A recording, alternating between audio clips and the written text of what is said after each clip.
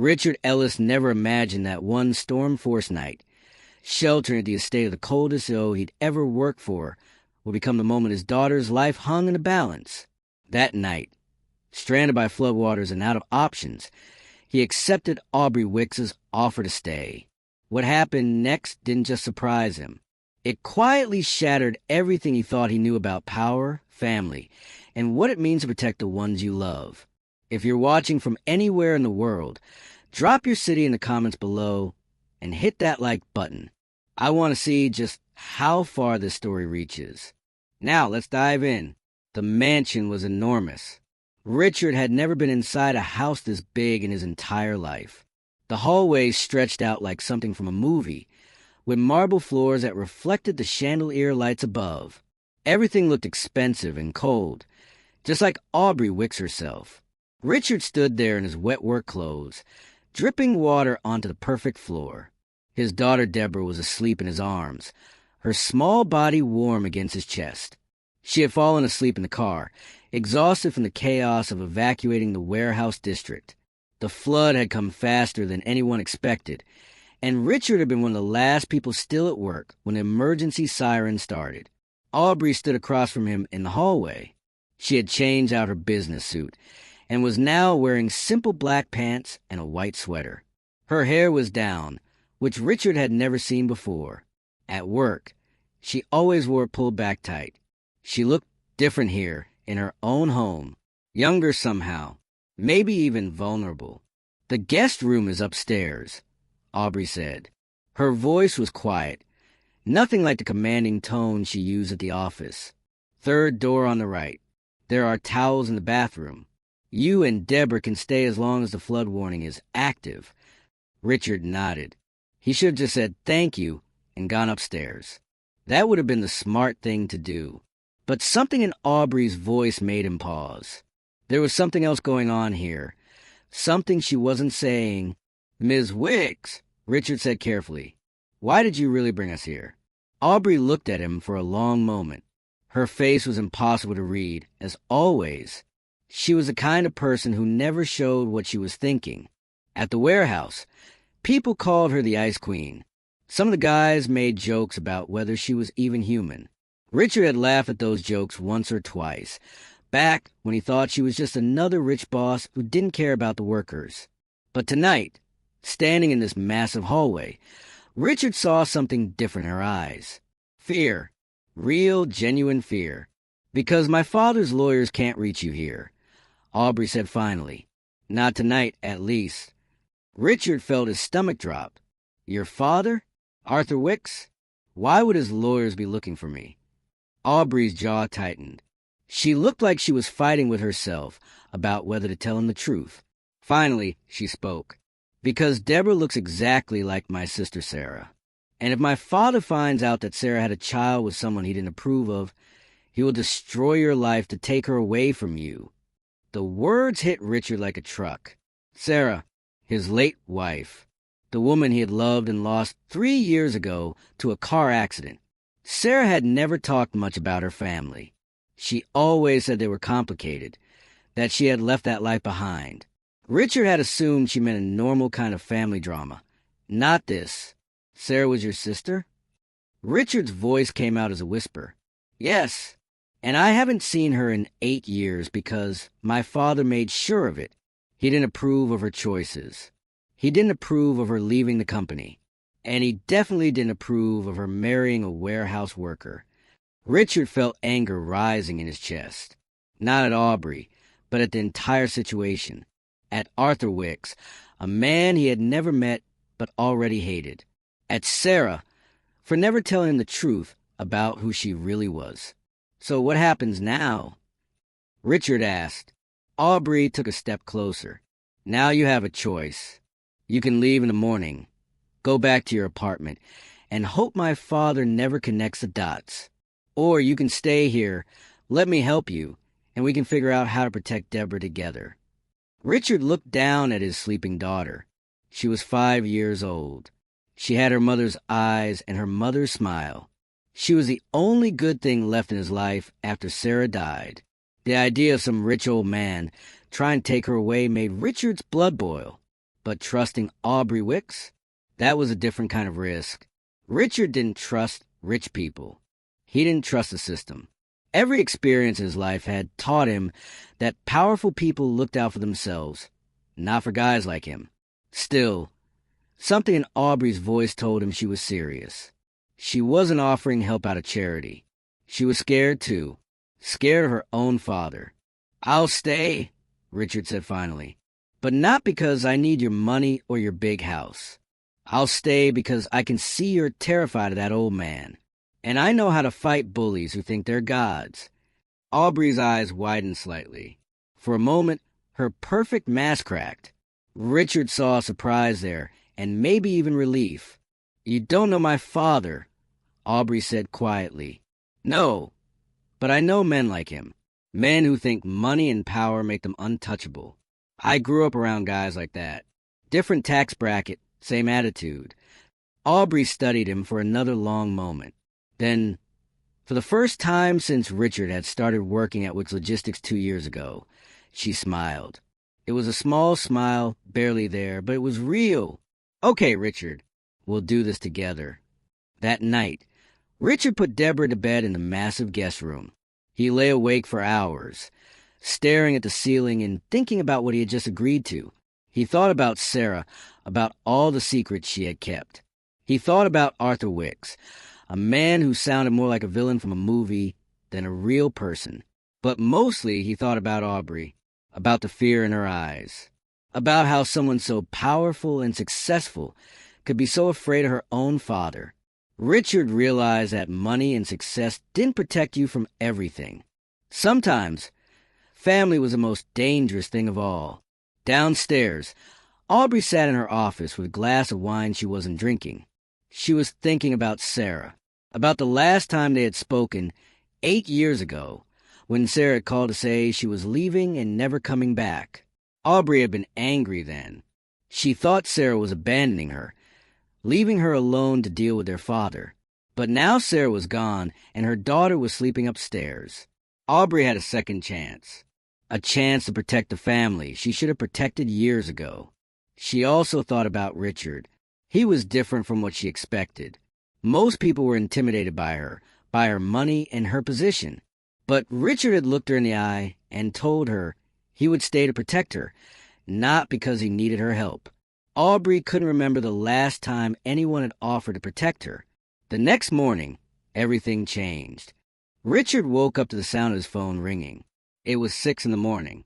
He grabbed the phone and saw it was his friend Marcus, who also worked at the warehouse. "Man, you need to turn on the news," Marcus said. His voice sounded stressed. Richard's heart started pounding. "What happened?" "They're saying you stole equipment from the warehouse. There are police reports and everything. It's all over the local news." Richard felt like he couldn't breathe. "What?" "That's insane. I didn't steal anything." "I know, man. But they're saying they have evidence. Security footage, inventory reports. They're making it look real." Richard hung up and turned on the TV in the guest room. Sure enough, there it was on the morning news. A story about theft at Wicks Logistics. His name, his face. They had used his employee ID photo.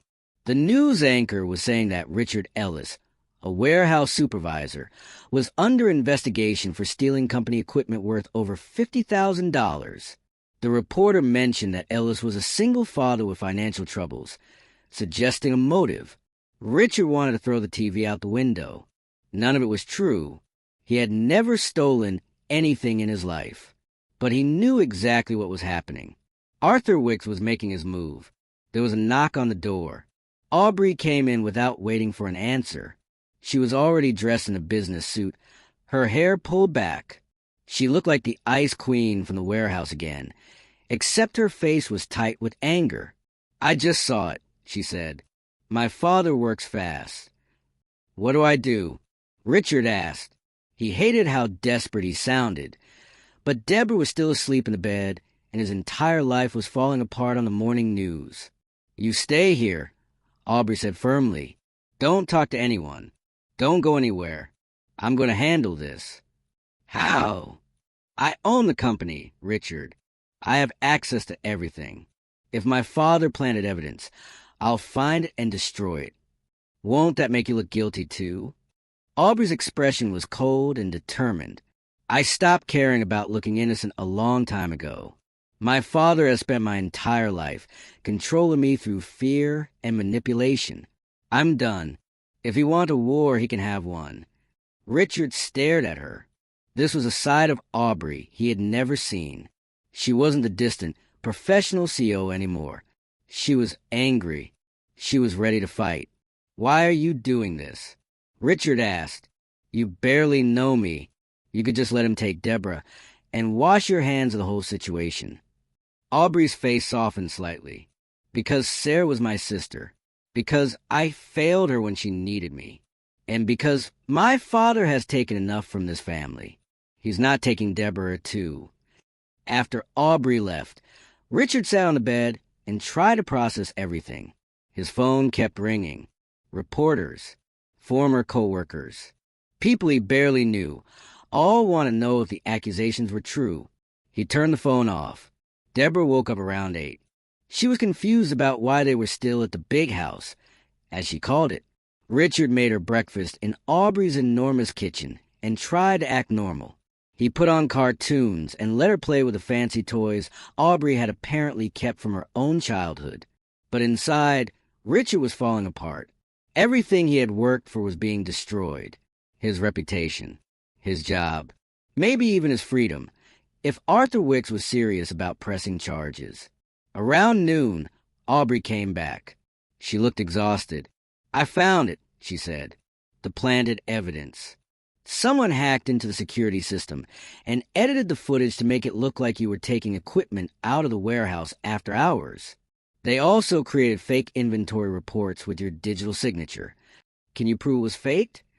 Richard asked. Yes. I have the original footage and the metadata showing when the files were altered. But here's the problem. The person who did this used my father's personal access codes. If I expose this, I'm exposing him. And once I do that, there's no going back. Richard understood what she was saying. This wasn't just about clearing his name anymore. This was about Aubrey declaring war on her own father. If you do this, he'll come after you, Richard said. He's already coming after me. This morning, he filed paperwork to call an emergency board meeting.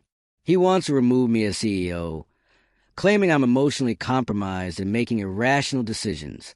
He's going to use you and Deborah as proof that I'm unfit to run the company. Richard stood up. Then we fight him together. You said we're a team now, right? Aubrey looked at him with something like respect. You're not scared. I'm terrified, Richard admitted. But I'm more scared of what happens if we do nothing. If your father can destroy my life in one morning, imagine what he'll do if we just sit here and wait. Aubrey nodded. Okay, then we need to find more than just evidence of the framed job. We need something bigger. Something that proves my father is unfit to be anywhere near this company or this family. Where do we start?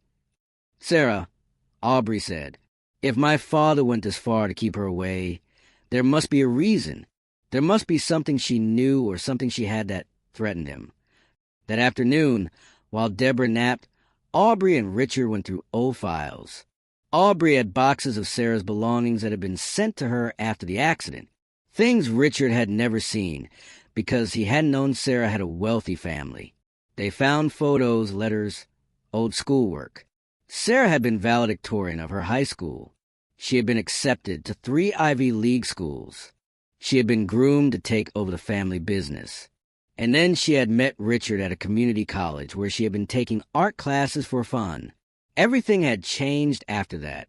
My father told her she had to choose. Aubrey said quietly, looking at a photo of Sarah, the family, or you. She chose you. Richard felt a lump in his throat. She never told me that. She probably didn't want you to feel guilty. That was Sarah, always protecting everyone else. They kept searching. And then, at the bottom of one box, Aubrey found it. A journal. Sarah's journal. If you're listening right now, help me prove something wrong. My dad said I wouldn't even reach 1,000 subscribers, but I believe stories like this deserve to be heard. Help me show him that these tales matter. Please subscribe to this channel, and let's keep breathing life into stories that were never meant to stay silent. Now let's continue. The journal was small, with a leather cover that had Sarah's initials embossed on it. Aubrey held it like it was made of glass. I didn't know she kept a journal. Aubrey said softly, "Can we read it?" Richard asked. It felt wrong, invading Sarah's privacy like this. But they needed answers. Aubrey opened it carefully. The entry started from 8 years ago, right around the time Sarah had left her family. The first few entries were about Sarah's struggles with her father, about how Arthur Wicks had tried to control every aspect of her life, who she dated, what she studied, where she worked. Sarah wrote about feeling like a prisoner in her own family. Then the entries shifted. Sarah had met Richard. She wrote about how different he was from the men her father had tried to set her up with, how Richard treated her like a real person, not a trophy or a business asset. Arthur had found out about the relationship. He had threatened Sarah, told her that if she continued seeing Richard, he would destroy Richard's life. He would make sure Richard never got a decent job anywhere. He would ruin him. Sarah tried to call Arthur's bluff. She had introduced Richard to the family at a dinner. It had gone terribly. Arthur had humiliated Richard in front of everyone, making cruel jokes about his education and his background. Richard had left early, and Sarah had followed. That was the night Sarah decided to leave. But the journal entries didn't stop there. Sarah had continued writing, even after she left the family. She wrote about her pregnancy with Deborah, about how happy she was, despite having no money and no support from her family. She wrote about marrying Richard in a small courthouse ceremony. And then, about 3 years before her death, Sarah wrote something that made both Aubrey and Richard freeze. "I went to a lawyer today." The entry read, "I want to make sure that if anything ever happened to me, Arthur couldn't take Deborah. The lawyer told me about something called the Golden Share. It's a clause in the company charter that was set up by my grandfather. It gives certain family members the power to override the board of directors in extreme circumstances. I always thought Arthur was the only one who had access to it, but the lawyer showed me the original documents. I have access to as a direct descendant, and because Richard is my husband, he can activate on my behalf if I'm not able to." Aubrey's hands were shaking. The Golden Share. I had forgotten about that. "What does it mean?" Richard asked. "It means you have power in the company. Real power. My grandfather set up as a safeguard in case the board ever became corrupt or compromised. The Golden Share allows a family member to call for a vote of no confidence and force the entire board to be reviewed. It's never been used, as far as I know. My father probably assumed the clause died with Sarah. But it didn't," Richard said slowly, understanding dawning, "because Sarah was married to me when she died, which means I inherited her rights." "Exactly. You're not just some warehouse worker my father can push around. You're a shareholder. You have legal standing in this company." Richard felt dizzy. This changed everything. He wasn't powerless anymore. He had leverage. They kept reading. The final entries in Sarah's journal were heartbreaking. Sarah had written about her fears that Arthur would eventually find out about Deborah. She had written contingency plans. She had documented everything Arthur had done to her, every threat, every manipulation. She was building a case, Aubrey said quietly. She knew that one day she might have to fight him in court. The last entry was dated 2 weeks before Sarah's death. "If you're reading this, something has happened to me." Sarah had written, "Aubrey, if it's you reading this, please take care of Deborah and Richard. They're all that matters now. And Richard, if it's you, please don't let Arthur win. Use the Golden Share. Expose what he's done. Protect our daughter. I love you both." Richard had to put the journal down. He couldn't see the words any more through his tears. Sarah had known. Somehow, she had known that this day would come. Aubrey was crying too, silently. She wiped her eyes and composed herself. "We have everything we need now," she said. "The journal proves Arthur's abuse and manipulation. The golden share gives you the legal power to challenge him. And I have the evidence of the framed job he tried to pull this morning. So what do we do?" Richard asked. "We go to war," Aubrey said.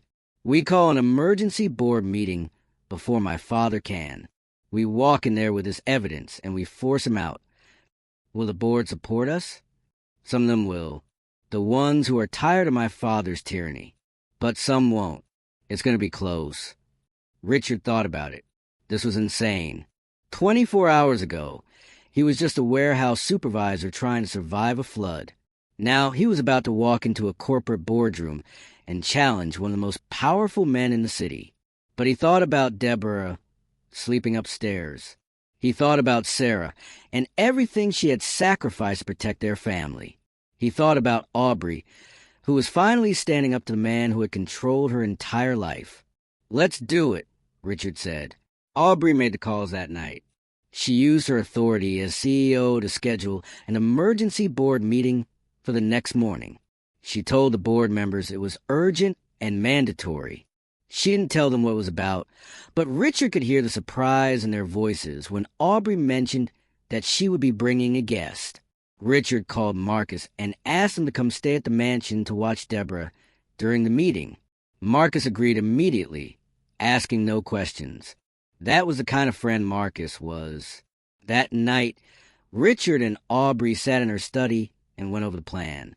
They would present the journal first, establishing Arthur's pattern of abuse and control. Then they would present the evidence of the framed job, showing that Arthur was willing to commit crimes to maintain his power. Finally, Richard would invoke the golden share and call for a vote of no confidence. It was a good plan, but Richard knew that Arthur wouldn't go down without a fight. "Are you sure you want to do this?" Aubrey asked him. "Once we start, we can't stop. My father will throw everything he has at us." "I'm sure," Richard said. "For Deborah, for Sarah, and for you, too. Nobody should have to live in fear of their own father." Aubrey smiled sadly. "You know, when I first met you at the warehouse, I thought you were just another employee, someone who would eventually quit or get fired, like everyone else. I never imagined we'd end up here." "Neither did I," Richard admitted. "But I'm glad we are. You're not what I expected either." "What did you expect?" "Someone cold. Someone who didn't care about anyone but herself. But you're not that person. You're just someone who had to build walls to survive." Aubrey looked away. "My father taught me that showing emotion was weakness, that caring about people made you vulnerable. It took me a long time to realize he was wrong." "Well, you're showing emotion now," Richard said gently. "You're caring about Deborah, about me, about getting justice for Sarah. That's not weakness. That's strength." They sat in comfortable silence for a while. Outside, the rain had finally stopped. The flood was receding. But the real storm was just beginning. The boardroom at Wix Logistics headquarters was intimidating. It was on the top floor, with floor-to-ceiling windows that overlooked the entire city. The table was massive, made of dark wood that probably cost more than Richard's entire apartment. 12 board members sat around the table, all of them in expensive suits. They looked confused about why they had been called here on such short notice. Arthur Wicks sat at the head of the table, looking calm and confident. He was a tall man in his 70s, with silver hair and cold eyes. He looked at Aubrey and Richard like they were insects. "Aubrey," Arthur said, his voice smooth and controlled, "I see you brought a guest. How unusual." "Father," Aubrey replied, her voice equally controlled, "thank you all for coming on short notice. We have important matters to discuss regarding the future leadership of this company." Arthur's smile didn't reach his eyes. "Indeed we do. I was planning to call this meeting myself. It seems we're both concerned about the direction of Wix Logistics." "I'm sure we are," Aubrey said. She and Richard took seats at the opposite end of the table from Arthur. But I think our concerns are very different. One of the board members, an older woman named Patricia, spoke up. Aubrey, what's this about? And who is this man you brought with you? This is Richard Ellis. Aubrey said. Some of you may recognize him from the news this morning. He was accused of theft from our warehouse. What you don't know is that those accusations were fabricated by someone in this room. The board members started murmuring. Arthur's expression didn't change. That's a serious accusation, Aubrey. Arthur said calmly. Do you have proof? I do, Aubrey said. She pulled out a folder and slid copies of the documents across the table. These are the original security files, before they were edited. These are the metadata records, showing when and how they were altered. And these are the access logs showing whose credentials were used to make those alterations. The board members started reading the documents. Richard could see the shock on their faces as they realized what they were looking at. This shows that the theft evidence was planted using your access codes.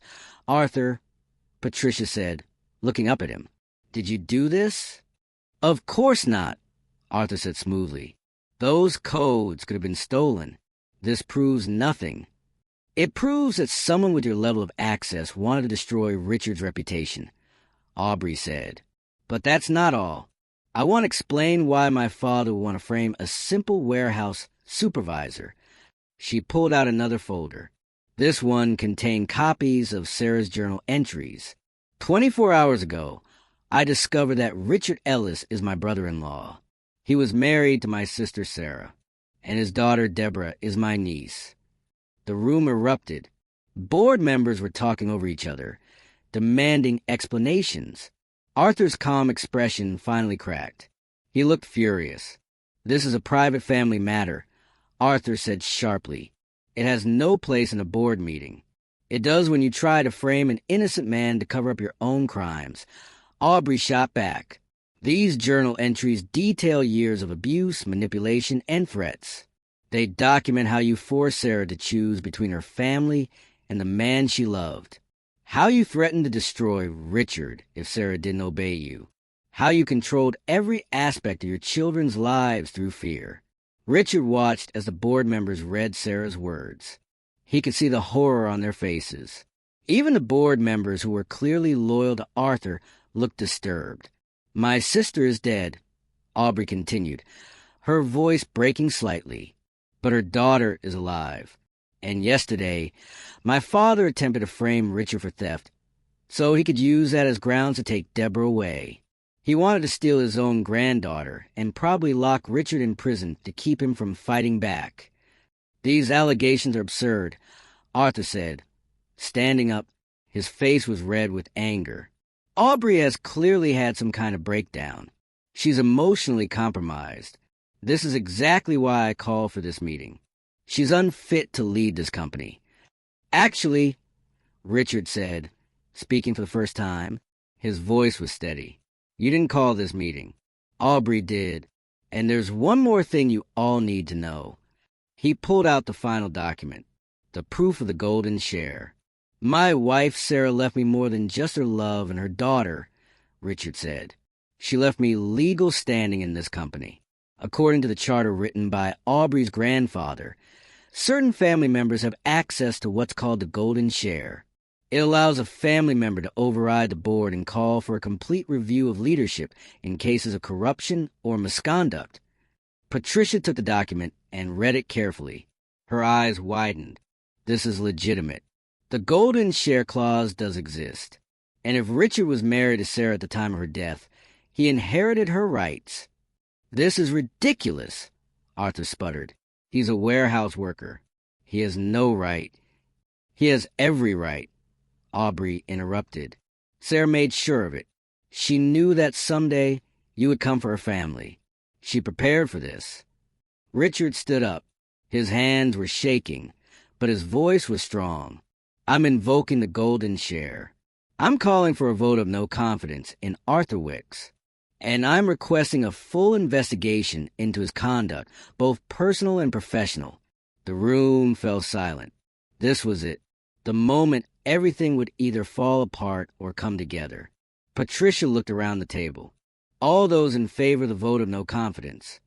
One by one, hands went up. Patricia, 3 other board members who had looked sickened by Sarah's journal entries.